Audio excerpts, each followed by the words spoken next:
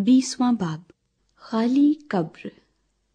हफ्ते के पहले दिन मरियम मगदलीनी ऐसे तड़के कि अभी अंधेरा ही था कब्र पर आई और पत्थर को कब्र से हटा हुआ देखा। बस वो शमौन पतरस और उस दूसरे शागिर्द के पास जिसे यीशु अजीज रखता था दौड़ी हुई गई और उनसे कहा कि खुदावंद को कब्र से निकाल ले गए और हमें मालूम नहीं कि उसे कहाँ रख दिया।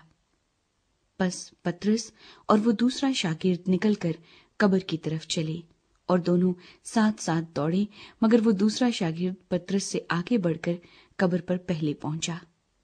उसने झुककर नजर की और सूती कपड़े पड़े हुए देखे, मगर अंदर न गया।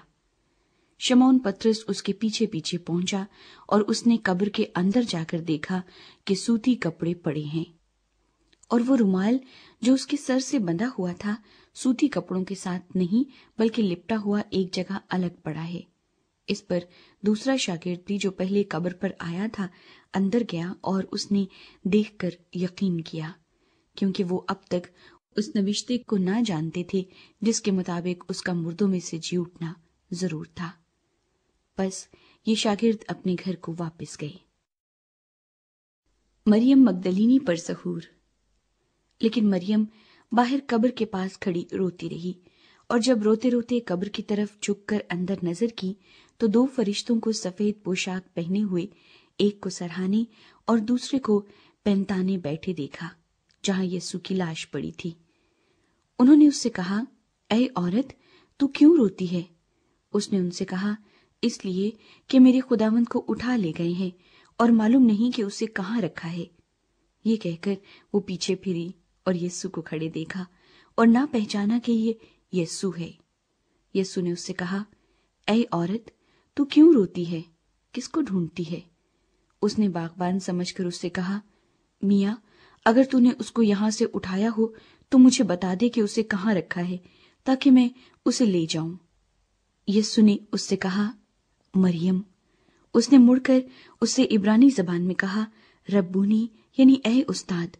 यीशु ने उससे कहा, मुझे ना छुओ, क्योंकि मैं अब तक बाप के पास ऊपर नहीं गया, लेकिन मेरे भाइयों के पास जाकर उनसे कह कि मैं अपने बाप और तुम्हारे बाप और अपनी खुदा और तुम्हारे खुदा के पास ऊपर जाता हूं।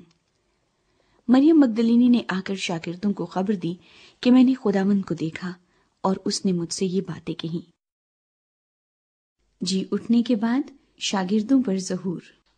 फिर उसी दिन जो हफ्ते का पहला दिन था, शाम के वक्त जब वहां के दरवाजे जहां शागिर्द थे यहूदियों के डर से बंद थे, यीशु आकर बीच में खड़ा हुआ और उनसे कहा, तुम्हारी सलामती हो। और ये कहकर उसने अपने हाथों और पसली को उन्हें दिखाया। बस शागिर्द खुदावंद को देखकर खुश हुए। यीशु ने फिर उनसे कहा, तुम्हारी सलामती हो। जिस तरह बाप ने मुझे भेजा है उसी तरह मैं भी तुम्हें भेजता हूं। और ये कहकर उन पर फूंका और उनसे कहा, रुल कुद्स लो। जिनके गुनाह तुम बख्शो उनके बख्शे गए हैं, जिनके गुनाह तुम कायम रखो उनके कायम रखे गए हैं। यीशु मसीह और तोमा। मगर उन 12 में से एक शख्स यानी तोमा, जिसे तोआम कहते हैं, यीशु के आने के वक्त उनके साथ न था। बस बाकी शागिर्द उससे कहने लगे कि हमने खुदावंद को देखा है, मगर उसने उनसे कहा, जब तक मैं उसके हाथों में मेखों के सुराख न देख लूं और मेखों के सुराखों में अपनी उंगली न डाल लूं और अपना हाथ उसकी पसली में न डाल लूं, हरगिज यकीन न करूंगा।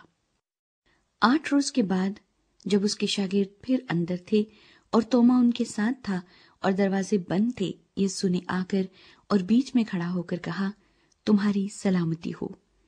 फिर उसने तोमा से कहा, अपनी उंगली पास लाकर मेरे हाथों को देख और अपना हाथ पास लाकर मेरी पसली में डाल और बेएतकाद न हो बल्कि एतकाद रख।